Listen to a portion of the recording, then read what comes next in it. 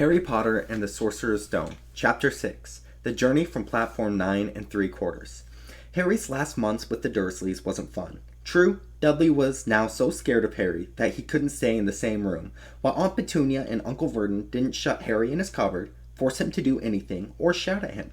In fact, they didn't speak to him at all. Half terrified, half furious, they acted as though any chair with Harry in it was empty. Although this was an improvement in many ways, it did become a bit depressing after a while. Harry kept to his room with his new owl for company. He had decided to call her Hedwig, a name which he had found in a history of magic. His schoolbooks were very interesting. He lay on his bed, reading late into the night, Hedwig swooping in and out of the open window as she pleased. It was lucky that Aunt Petunia didn't come in to hover anymore. Because of Hedwig, he kept bringing back dead mice. Every night before he went to sleep, Harry ticked off another day on the piece of paper that he had been pinned to his wall, counting down September the 1st. On the last day of August, he thought he'd better speak to his aunt and uncle about getting to King's Cross Station the next day. So he went down to the living room where they were watching a quiz show on television. He cleared his throat to let them know he was there, and Dudley screamed and ran from the room. Uncle Vernon? Uncle Vernon grunted to show he was listening. I need to be at King's Cross tomorrow to go to Hogwarts. Uncle Vernon grunted again. Would it be all right if you gave me a lift? Grunt. Harry supposed that meant yes. Thank you. He was about to go back upstairs when Uncle Vernon actually spoke. Funny way to get to a wizard school. The train, magic carpets, all got punctures. Have they? Harry didn't say anything. Where is the school anyway? I don't know, said Harry, realizing for the first time. He pulled the ticket Hagrid had given him out of his pocket. I just take the train from platform 9 3/4 at 11 o'clock, he read. His aunt and uncle stared. Platform what? 9 3/4. Don't talk rubbish, said Uncle Vernon. There is no platform 9 3/4. It's on my ticket. Barking, said Uncle Vernon. Howling mad, the lot of them. You'll see. Just wait. All right, we'll take you to King's Cross. We're going up to London tomorrow anyway, or I wouldn't bother.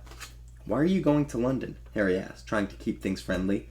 Taking Dudley to the hospital, growled Uncle Vernon. Gotta have that ruddy tail removed before he goes to Smeltings.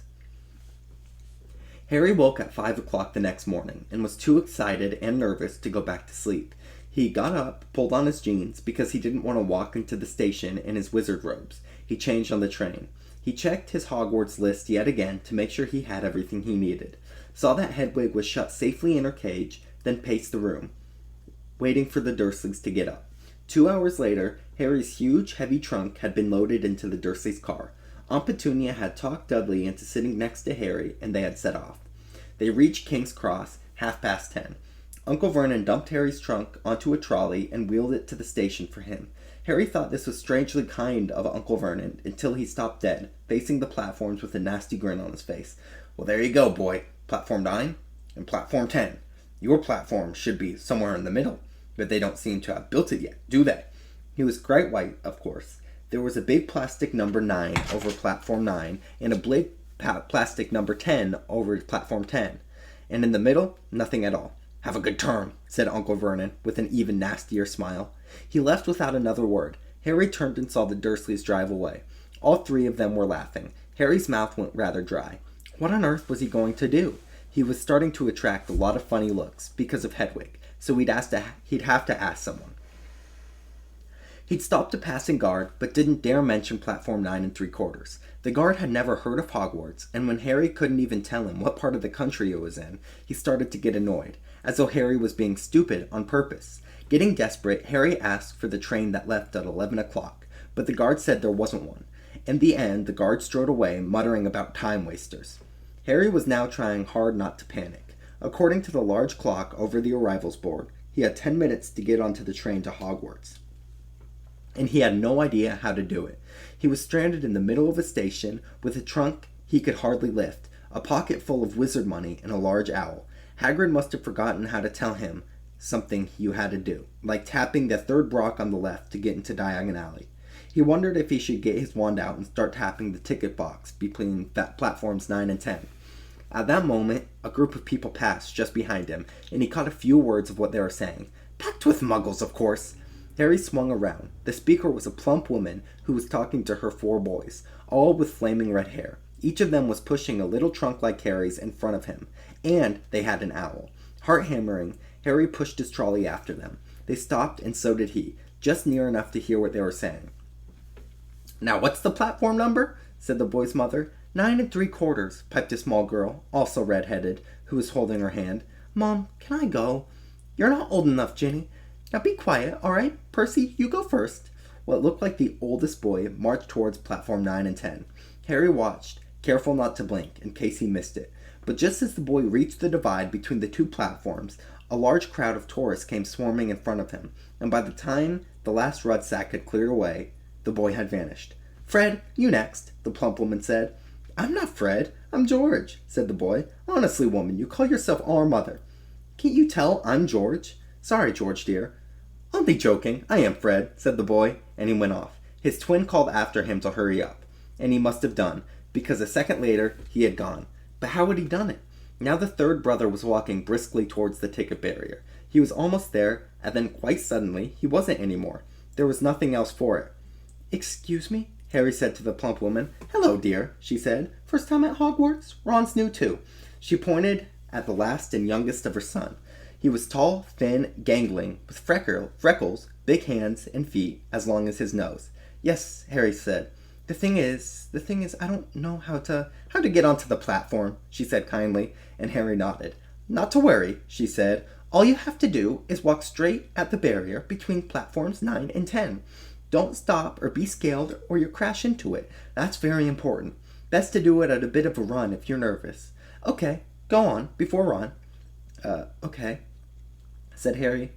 He pushed his trolley round and started at the barrier. It looked very solid. He started to walk towards it. People jostled at him on their way to platform 9 and 10. Harry walked more quickly. He was going to smash right into the ticket box, and then he'd be in even more trouble. Leaning forward on his trolley, he broke into a heavy run. The barrier was coming nearer and nearer, and he wouldn't be able to stop. The trolley was out of control. He was a foot away. He closed his eyes, ready for the crash. But it didn't come. He kept running. He opened his eyes. A scarlet steam engine was waiting to the platform packed with people. A sign overhead said, "Hogwarts Express, 11 o'clock." Harry looked behind him and saw a wrought iron archway where the ticket box had been, with the words, "Platform 9 3/4" on it. He had done it. Smoke from the engine drifted over the heads of the chattering crowds, while cats of every color wound here and there between their legs. Owls hooted at each other in a disgruntled sort of way over the babble and the scraping of heavy trunks. The first few carriages were already packed with students, some hanging out of the window to talk to their families, and some fighting over seats. Harry pushed his trolley off and down the platform in search of an empty seat. He passed a round-faced boy who was saying, "Gran, I've lost my toad again." "Oh, Neville," he heard the old woman sigh. A boy with dreadlocks surrounded the small crowd. "Give us a look, Lee. Go on." The boy lifted the box in his arms, and the people around him shrieked and yelled as something inside poked out a long, hairy leg. Harry pressed on the empty crowd until he found an empty compartment near the end of the train. He put Hedwig inside first, and then started to shove and heave his trunk towards the train door. He tried to lift it up, but the steps could hardly raise to one end, and twice he dropped it painfully on his foot. "Want a hand?" It was one of the red-haired twins he'd followed right through the ticket box. "Yes, please," Harry panted. "Hey, Fred, come here and help." With the twins' help, Harry's trunk was at last tucked away in the corner of the compartment. "Thanks," said Harry, pushing his sweaty hair out of the way. "What's that?" said one of the twins, suddenly, pointing at Harry's lightning scar. "Blame me," said the other twin. "Are you?" "He is." And the first twin, "Aren't you?" he added to Harry. "What?" "Harry Potter," chorused the twins. "Oh, him," said Harry. Yes, I am." The two boys gawped at him and Harry. He felt himself go red. Then, to his relief, a voice came floating through the train's open door. "Fred, George, are you there?" "Coming, Mom." With a last look to Harry, the twins hopped off the train. Harry sat down next to the window, where, half hidden, he could watch the red-haired family on the platform hear what they were saying. Their mother had just taken out her handkerchief. "Ron, you've got something on your nose." The youngest boy tried to jerk out of the way, but she grabbed him and began rubbing the end of his nose. "Mom!" Gah. His wrinkled free. "Ah, Icky Ronnie has some snowfink on his nose," said one of the twins. "Shut up," said Ron. Where's Percy? Said their mother. He's coming now. The oldest boy came striding into sight. He had already changed into his billowing black Hogwarts robes, and Harry noticed a shiny red gold badge on his chest with the letter P on it. Can't stay long, Mother, he said. I'm up front. The prefects have to go on 2 compartments for themselves.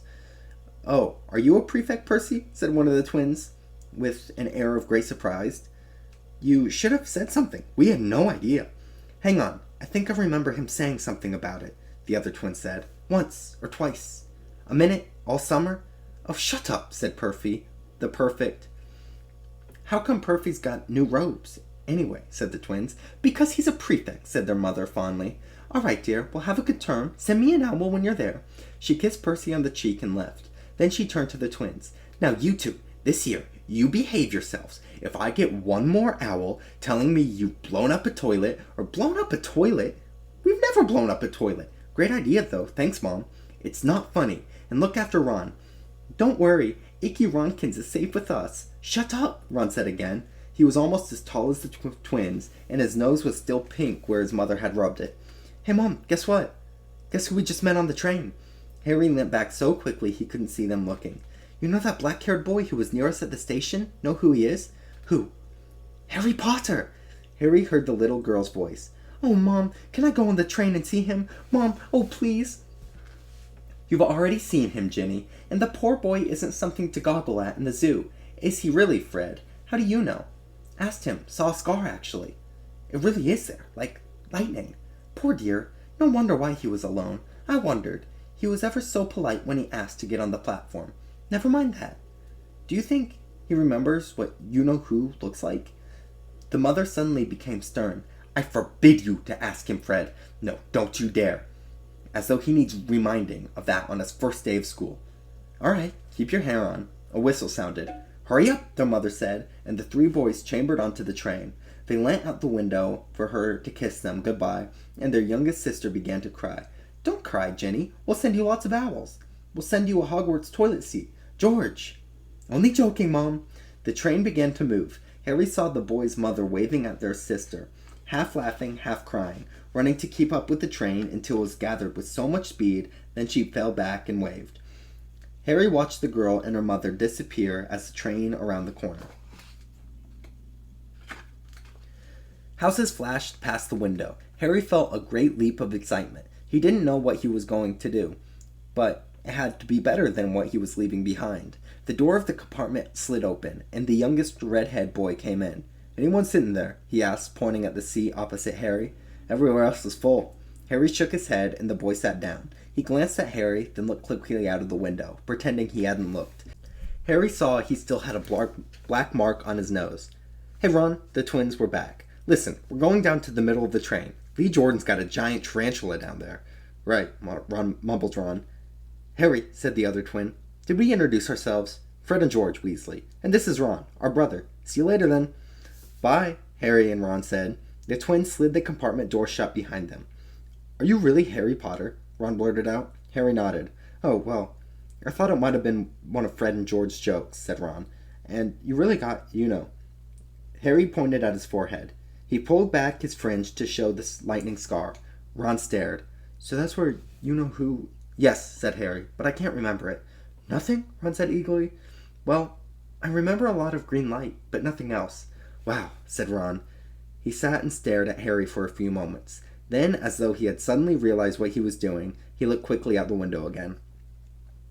Are all your family wizards? Asked Harry, who found Ron just as interesting as Ron found him. Yeah, I think so, said Ron. I think Mom's got a second cousin who's an accountant, but we never really talk about him. So you must know loads of magic already. The Weasleys were clearly one of those old wizarding families that the pale boy in Diagon Alley had talked about. I heard you went to live with Muggles, said Ron. What were they like? Horrible. Well, not all of them. My aunt and uncle and cousin are, though wish I had 3 wizard brothers. 5, said Ron. For some reason he was looking gloomy. I'm the 6th in our family to go to Hogwarts. You could say I've got a lot to live up to. Bill and Charlie already left. Bill was head boy, and now Charlie was the captain of the Quidditch team. Now Perfy's a prefect. Fred and George mess with him a lot, but they still get really good marks, and everyone thinks they're really funny. Everyone expects me to do as well as the others, but if I do, it's no big deal, because they did it first. You never get anything new, either. With 5 brothers, I've got Bill's old robes, Charlie's old wand, and Percy's old rat. Ron reached inside his jacket and pulled a fat gray rat, which was asleep. His name's Scabbers, and he's useless. They hardly ever wake up. Percy got an owl from my dad for being made a prefect, but they couldn't, I got Scabbers instead. Ron's ears went pink. He seemed to think he said too much, because he went back into staring out the window. Harry didn't think there was anything wrong with not being able to afford an owl.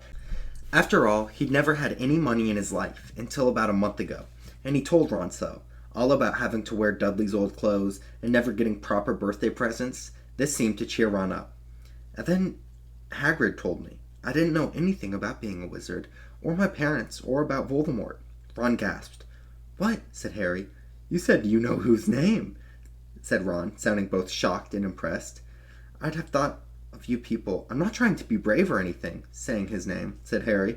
I just never knew you shouldn't. See what I mean? I've got loads to learn. I bet, he added, voicing for the first time that someone had been worrying him a lot lately. I bet I'm the worst in the class.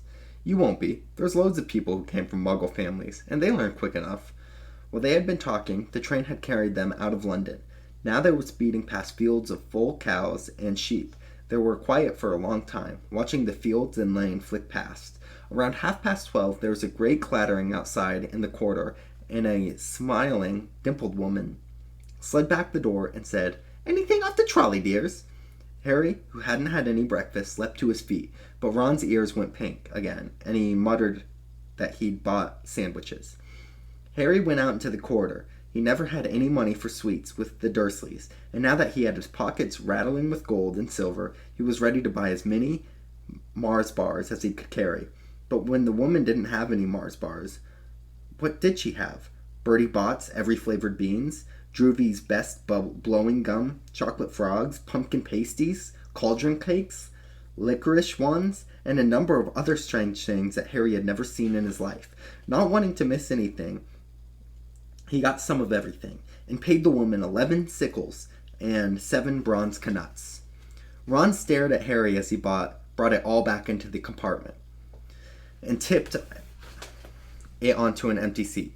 Hungry, are you? Starving, said Harry, taking a large bite of pumpkin pasty.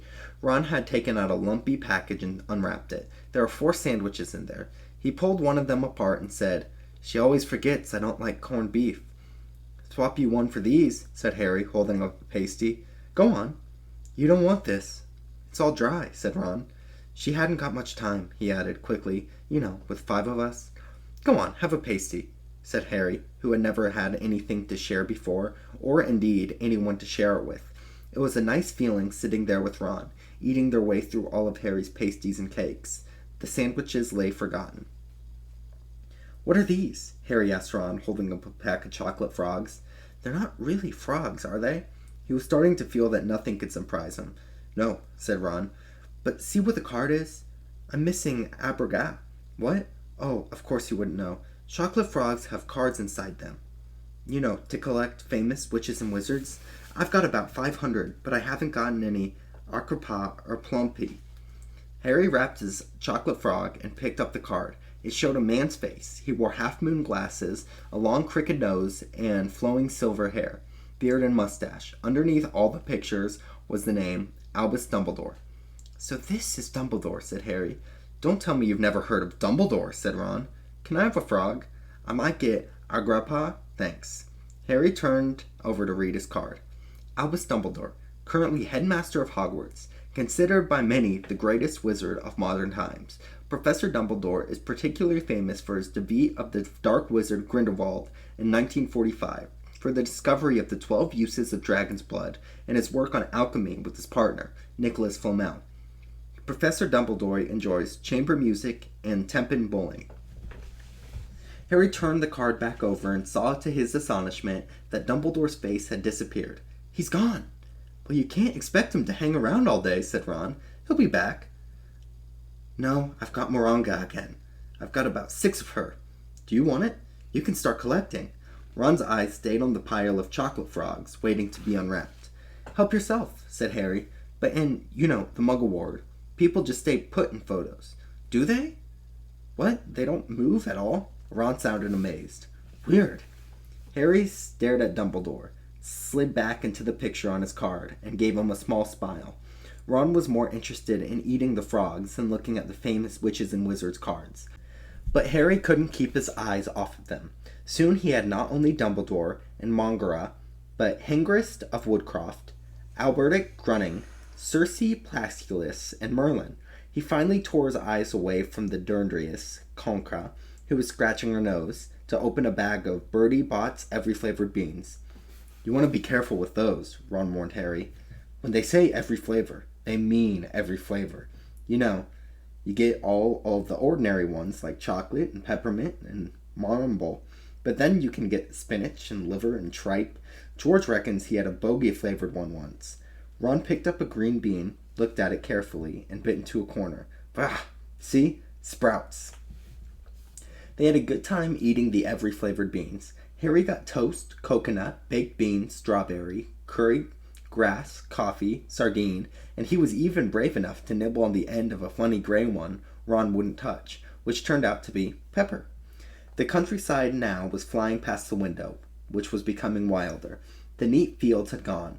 There were now woods, twisting rivers, and dark green hills. There was a knock on the door of their compartment, and round-faced boy Harry had passed on the platform came in. He looked tearful. Sorry, he said, but have you seen a toad at all? When they shook their heads, he wailed, I've lost him! He keeps getting away from me! He'll turn up, said Harry. Yeah, said the boy miserably. Well, if you see him... He left. Don't know why he's so bothered, said Ron. If I'd bought a toad, I'd lose it as quick as I could. Mind you, I brought Scabbers, so I can't talk. The rat was still snoozing on Ron's lap. He might have died, and you wouldn't know the difference, said Ron in disgust. I tried to turn him yellow yesterday, to make him more interesting, but the smell didn't work. I'll show you, look. He rummaged around his trunk and pulled out a very battered-looking wand. It was chipped in places, and something white was glinting at the end. Unicorn's hair, nearly poking out. Anyway, he had raised his wand when the compartment door slid open again. The toadless boy was back, but this time he had a girl with him. She was already wearing her new Hogwarts robe. Has anyone seen a toad? Neville's lost one, she said. She had a bossy sort of voice, lots of bushy brown hair, and rather large front teeth. We've already told them we haven't seen it, said Ron, but the girl wasn't listening. She was looking at the wand in his hand. Oh, you're doing magic? Let's see it then. She sat down. Ron looked taken aback. All right. He cleared his throat. Sunshine, daisies, butter, mellow. Turn this stupid fat rat yellow. He waved his wand, but nothing happened. Scatterers stayed gray and fast asleep. Are you sure that's a real spell? She said. Well, it's not very good, is it? I've tried a few simple spells just for practice, and it's worked for me. No one in my family's magic at all. It was ever such a surprise when I got my letter, but I was so pleased, of course. I mean, it's the very best school of witchcraft there is. I've only heard. I've learnt about it in the sets of books by heart, of course. I just hope it will be enough. I'm Hermione Granger, by the way. Who are you? She said all this very fast. Harry looked at Ron, who was relieved to see by his stunned face that he hadn't learned all the set books off by heart either. I'm Ron Weasley, he muttered. Harry Potter, said Harry. Are you really? Said Hermione. I know all about you, of course. I've got a few extra books for background reading, and you're in Modern Magical History and the Rise and Fall of the Dark Arts and the Great Wizarding Events of the 20th Century. Am I? Said Harry, feeling dazed. Goodness, you didn't know.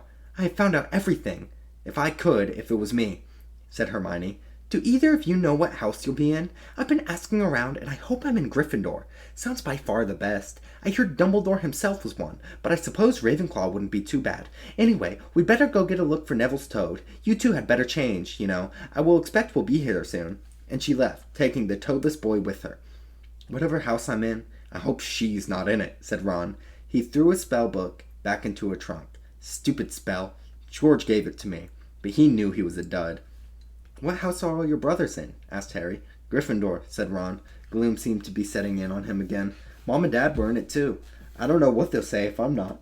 I suppose Ravenclaw wouldn't be too bad, but imagine if they put me in Slytherin. That's the house that I mean, you know who was in.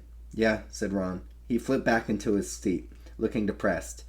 You know, I think the ends of Scabbers' whiskers are a bit lighter, said Harry, trying to take Ron's mind off the houses. So, what do your oldest brothers do now that they've left, anyway? Harry was wondering what a wizard did once he finished school. Charlie's in Romania, studying dragons, and Bill's in Africa doing something for Gringotts.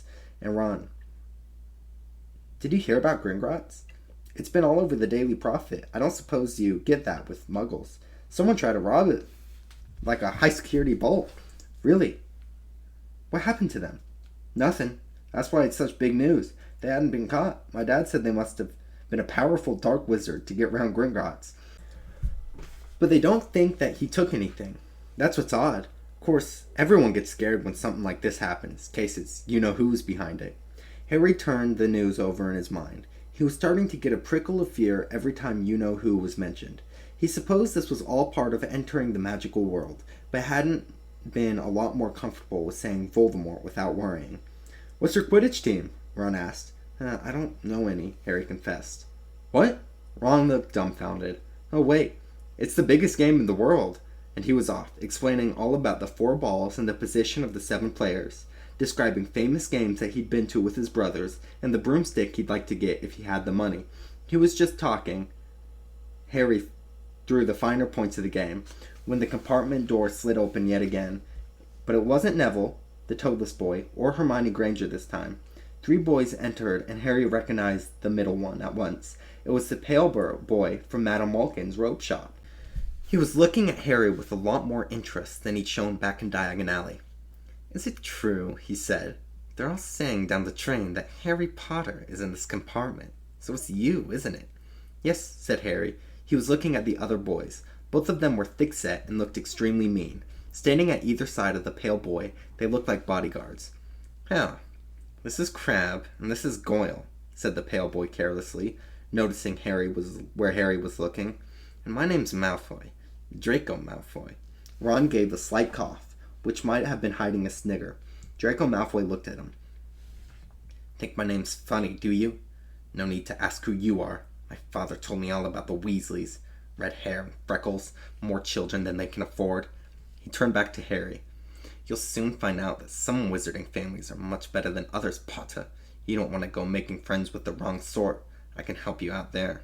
He held out his hand to shake Harry's, but Harry didn't take it. I think I can tell the wrong sort for myself, thanks, he said coldly.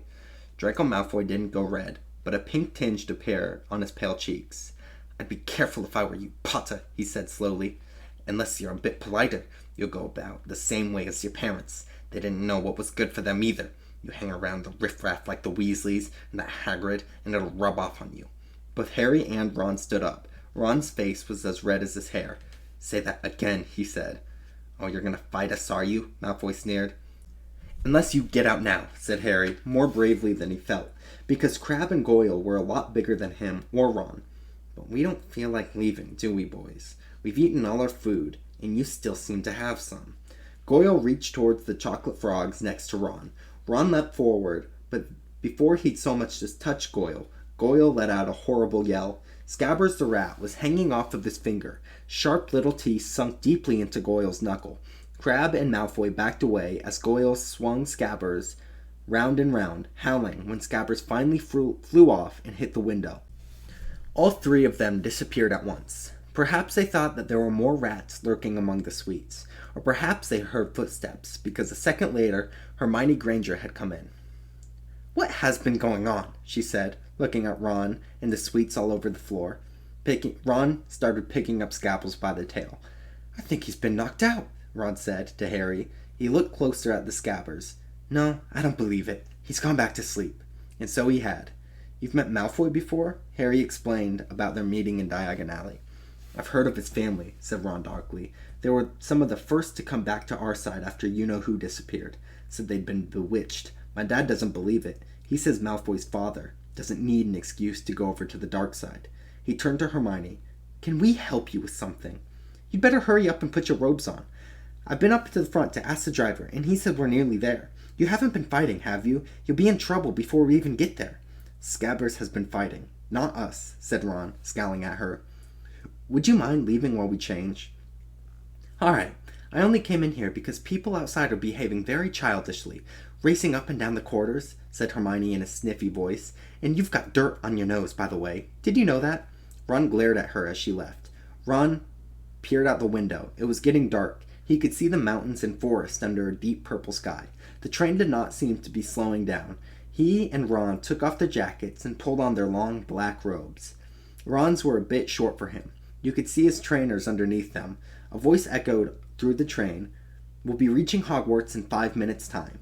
Please leave your luggage on the train. It will be taken to the school separately." Harry's stomach lurched with nerves, and Ron, he saw, looked pale under his freckles. They crammed their pockets with the last of the sweets and joined the crowd thronging in the corridor. The train slowed down and finally stopped. People pushed their ways towards the door and out a tiny dark platform. Harry shivered in the cold night air. Then a lamp came bobbling over the heads of the students, and Harry heard a familiar voice. First years, over here. All right there, Harry." Hagrid's big hairy face beamed over the sea of heads. "Come on, follow me. Any more first years? Mind your step. Now, first years, follow me." Slipping and stumbling, they found Hagrid down what seemed to be a steep, narrow path. It was so dark either side of them that Harry thought that there must have been thick trees there. Nobody spoke much. Neville, the boy who kept losing his toad, sniffed once or twice. "You'll get your first sight of Hogwarts in just a sec," Hagrid called over his shoulder. "Just round this bend here." There was a loud, "Ooh!" The narrow path opened suddenly, on the edge of a great black lake. Perched atop a high mountain on the other side, its windows sparkling in the starry sky, was a vast castle with many turrets and towers. "No more to fore a boat," Hagrid called, pointing to a fleet of little boats sitting in the water by the shore. Harry and Ron were followed into their boat by Neville and Hermione. "Everyone in?" shouted Hagrid, who had a boat to himself. "Right then, forward!" And the fleet of little boats moved all at once, gliding across the lake, which was as smooth as glass. Everyone was silent, staring up at the great castle overhead. It towered over them as they sailed nearer and nearer to the cliff on which it stood. "Heads down!" yelled Hagrid. As the first boats reached the cliff, they all bent their heads, and the little boats carried them through a curtain of ivy, which had a wide opening in the cliff face. They were carried along a dark tunnel, which seemed to be taking them right underneath the castle, until they reached a kind of underground harbor, where they chambered out onto rocks and pebbles.